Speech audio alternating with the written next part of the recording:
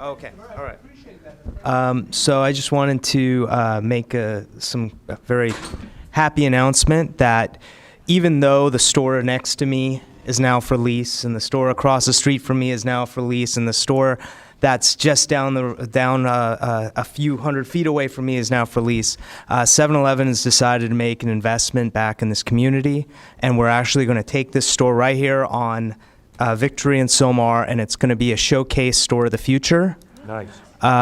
So it will get renovated. Will be closed probably in February of next year while we're being renovated for a short period of time, but we're going to have all digital menu boards and signage and all kinds of cool stuff going in there. So we're going to... So, yep, same location. Very good, very good. All right. Candy and then Jeanette, and then we'll get into business. Paul, so you guys resolved the issue you guys had with... Do you have a frog? Oh, for little George? Yeah, so you're talking about the lawsuit that the franchisees had against the corporation?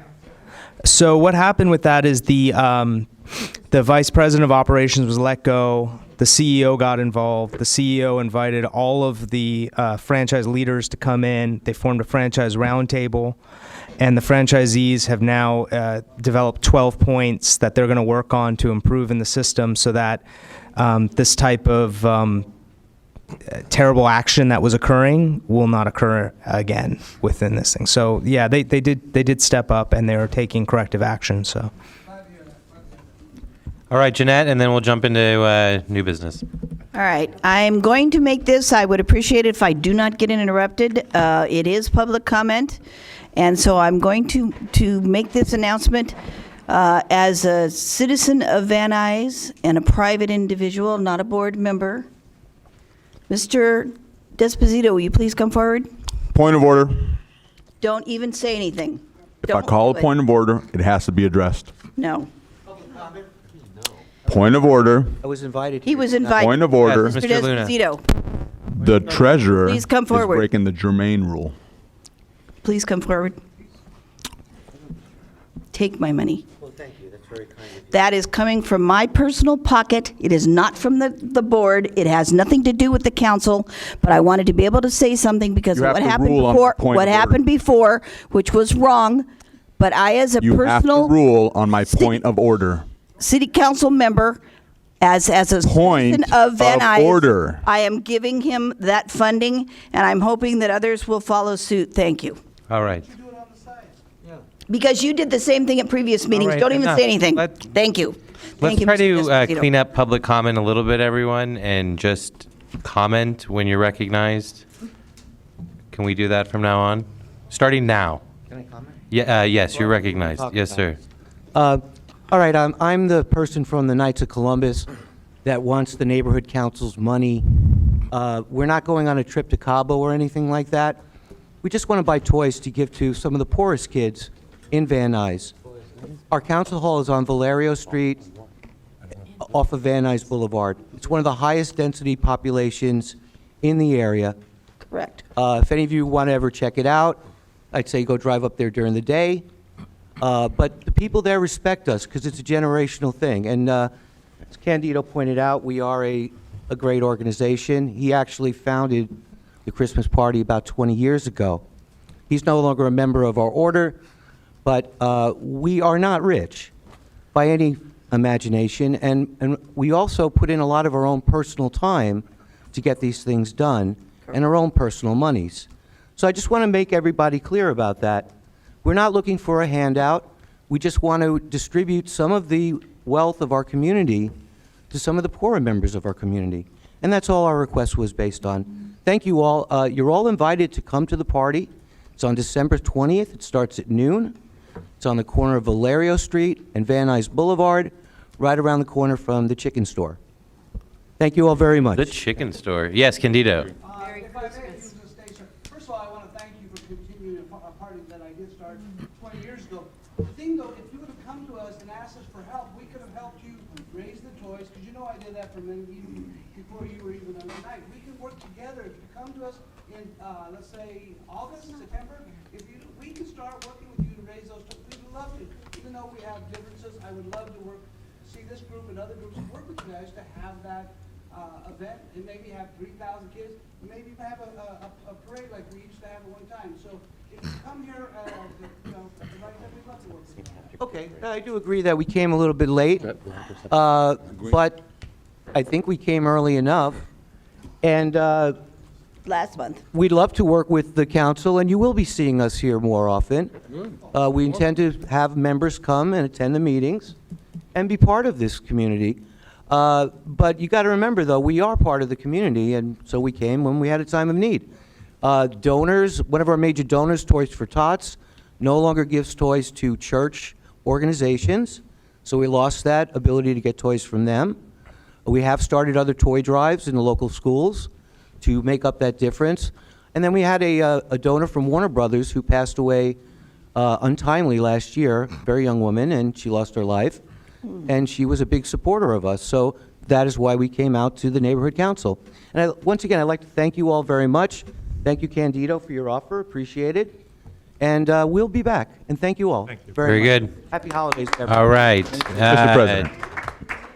Next up, we're going to be hearing from Mr. DWP, who I guess you guys are raising the rates by 75%, or what is and then Tom Meredith, you're up next. Is that okay? Are you good with that? Mr. DWP. Thank you, George. Thank you, George, and board members. Greg Bartz, Community Liaison from the Department of Water and Power. I just want to mention a few things. First off, Marilyn, your board member mentioned to me that she participated in our home energy improvement program, so she asked me to speak about that just briefly. For those of you that are not aware of it, it's a program that allows you to have an evaluation done of your property.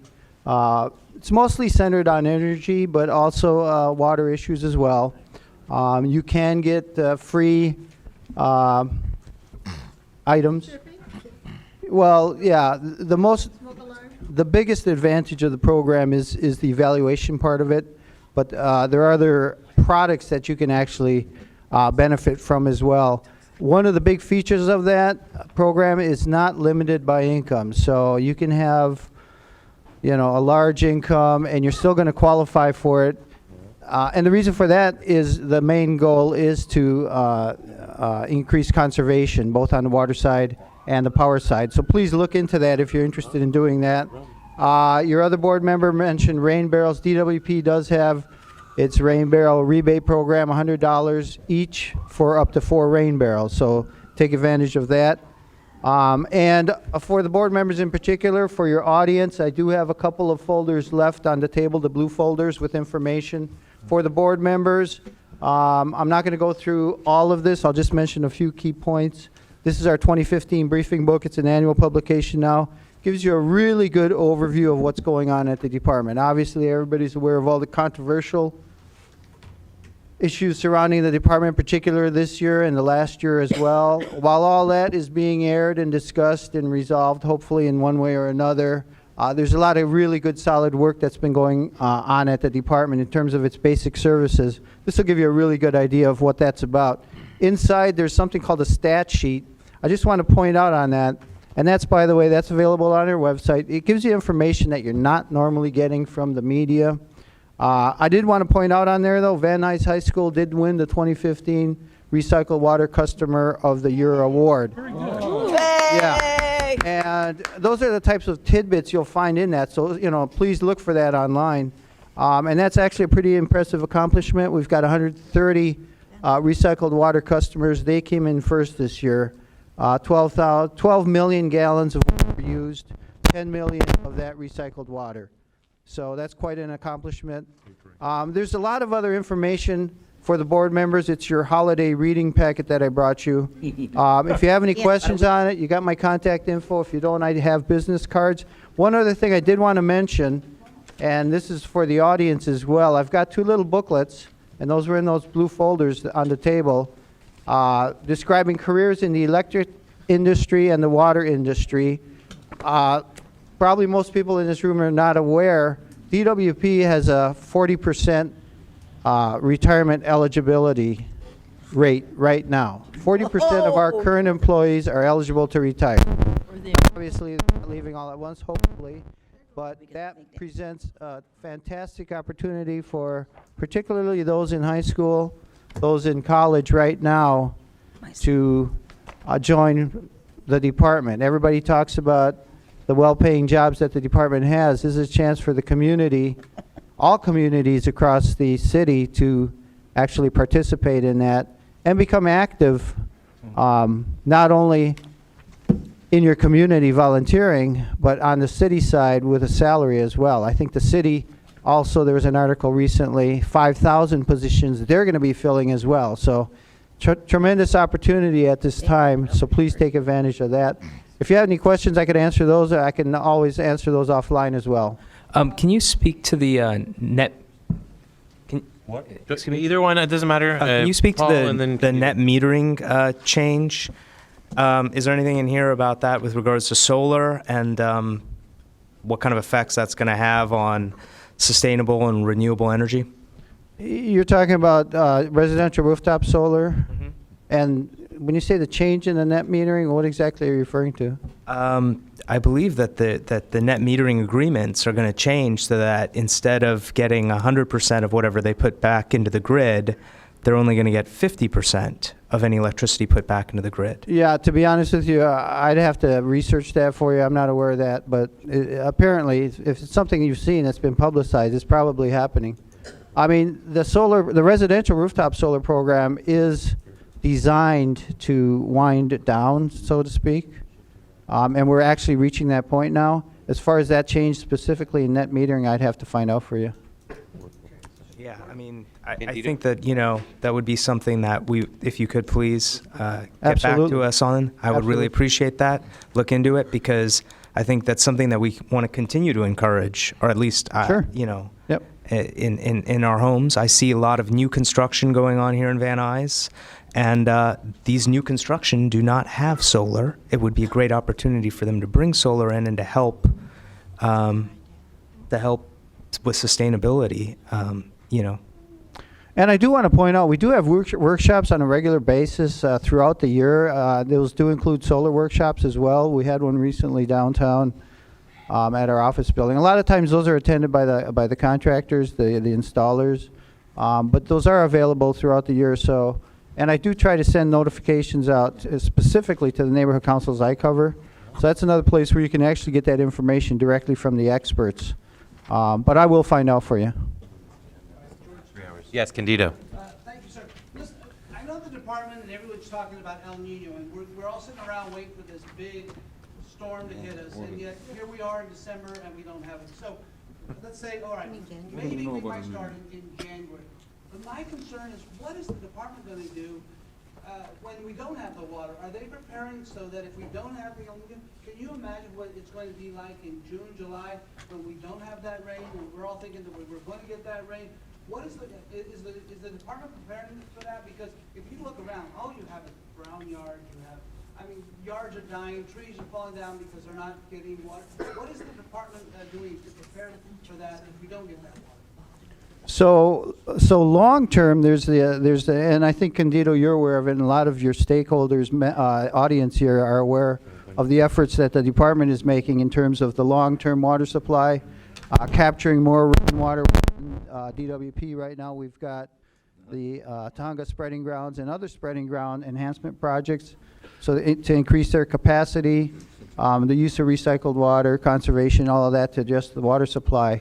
In terms of the immediate impact, if there is no El Nino, right now, and this is actually included in your packet, I think, for the audience as well, there's a weekly precipitation report that comes out. Keep in mind the LA Basin depends on its water mostly in normal times from snowpack in the eastern Sierra. So the fact that we wouldn't get rainwater down here or heavy rains down in Los Angeles itself wouldn't necessarily be that big a factor. In terms of reservoirs that would be filled, Diamond Lake with the Metropolitan Water District, that's the most recent and largest project that was completed. That's what we've been depending on in the past few years. We've been purchasing a lot of water from the Metropolitan Water District, and that is a resource that we can tap into. So it's not just DWP sources, that have been depleted in the past. But there are other sources, including State Water Project and MWD Water, that would be sourced as well. So that, in the short term, is how the water supply issue could be addressed. However, keep in mind that would be a fairly expensive alternative, as everybody in this room who pays their DWP bill has found out. Even though rates were not increased, we've got a rate increase proposal right now. You notice that your water bills went up, and that was because of the cost of purchased water. So the water is there. We will pay a lot more for it if we have to increase our purchased water again. Right now, indications are that so far the snowpack, there's been snowfalls. In fact, this weekend I think there's a heavy snowfall predicted for the Sierras. Hopefully that's going to continue and address the issue a little bit, more immediately. I should point out too, and I don't know if everybody's aware of this or even noticed it.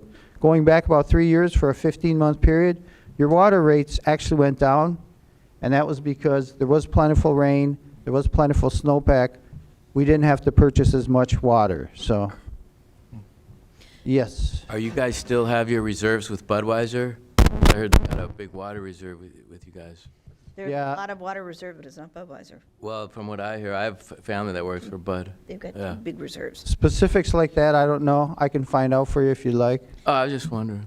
That was going to be part of my question, because I went to one of the meetings that you had with yourselves and Metropolitan Water District, and there was one other gentleman, I don't remember, and I took extensive notes. And it's been a few months, so don't quote me because my memory really stinks. But there is quite a bit of water in storage, and they said it's something like 15,000 acre feet or something